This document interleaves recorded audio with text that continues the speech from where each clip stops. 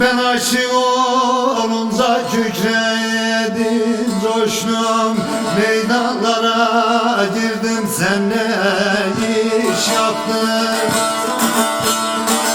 İnsanlık uğruna verdim özümü, mazlum halı sordum, sen ne iş yaptın?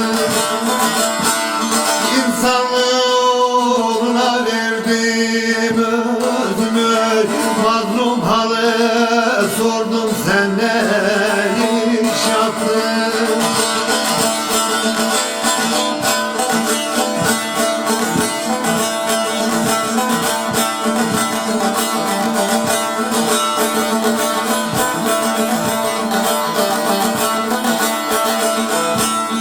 Koçaklama yazdım dar günlerimde, eğlenceler yaptım düğünlerimde.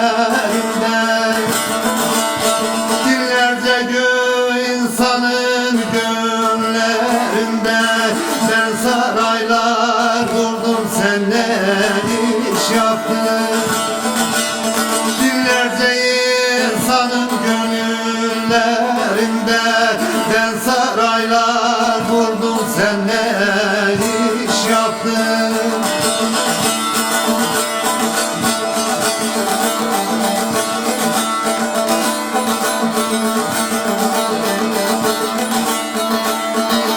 Aşık mevlüdüyüm devran içinde, çok ilim görmüşüm irfan içinde.